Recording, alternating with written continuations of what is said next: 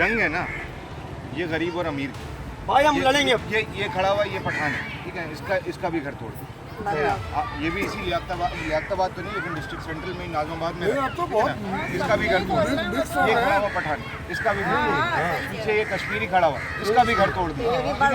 मलिक रियाज पंजाब से आता है, वो जमीनें कब्जा करने देते। मलिक रियाज से सही बात है, सिर्फ जिसके पास पैसा है, ठीक है ना, वो ये सारे हुक्मरान उनके। और एक चीज़ और तय कर ली इन्होंने, तो ये तय कर लिया कि इस दफ़ा ये इलेक्शन में खुद खड़े होंगे। आप भी जो है ये तय कर ले, मुतासरीन खुद ही इलेक्शन में इंशाल्लाह भाई। इसी को जो है एक कौड़ी वोट नहीं दे, एक कौड़ी, ये कसम से आ जाए इस जगह पे तो हम चप्पलों से नहीं मारे। तुम देखना भाई, हम क्योंकि हम पागल हो गए, हमें अपना भी नहीं पता कि हम इनको लेके मर जाए साथ अपने, क्योंकि हमारे बच्चे जिस तरह गुजारते रात है भाई। सर्दी का टाइम शुरू हो गया, सर्दी का टाइम है। अभी मुझे बताओ झोपड़े में क्या से ये सगीर भाई ने पिछले साल ऐसा काम करा जो आज उन्होंने भाई उन्होंने सब कुछ दिया हमारे को,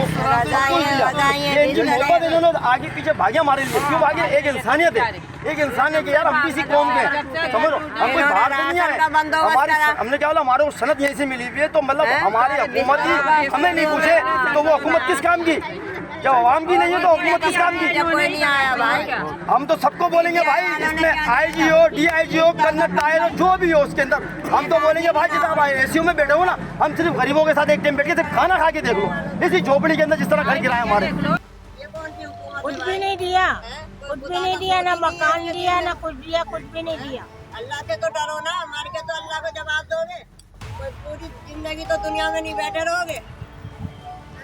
अल्लाह से डरो भाई, और ये बच्चों का ख्याल करो, छोटे छोटे हमारे बच्चे हैं, हम इन्हें लेके कहाँ जाएंगे? बाकी गवर्नमेंट डाल देती है कि वो देगी जमीन को करेंगे, बाकी गवर्नमेंट चाहती है कि हम भाई गवर्नमेंट ना तो ये इस तरह से जो है हमें तनाज़ा रखा हुआ है। और कोई एक चीज़ भी तय नहीं है कि हम कहाँ जाए, किससे ना। सुप्रीम कोर्ट के चीफ जस्टिस साहब कंटिन्यू लोगों से बुलाए, जब इतनी हेयरिंग होती है वो ये बार बार पूछते हैं कि सर्कुलर रिलीज चली नहीं चली, सर्कुलर रिलीज चली नहीं चली। फिर उस पर नाराज़ भी होते हैं मुताल्लिका लोगों के ऊपर। और 2.5 साल से कंटिन्यू चीफ साहब जो हैं इस बात के पीछे लगे हुए हैं कि सर्कुलर रिलीज चलाओ। मैं समझता हूँ कि अगर उसकी जगह 25% इस बात पर जोर लगा देते कि जो लोग बेरोजगार बेघर हुए हैं इनका भी सेटल, जबकि उन्हीं का ऑर्डर है कि इनको सेटलमेंट किया जाए, लेकिन इसके बारे में उनसे पूछते ही नहीं है। मजबूरियाँ सबके सामने सगीर भाई ने बहुत तफसील से आपको बयान, मैं इतना लंबा वक्त नहीं लूँगा।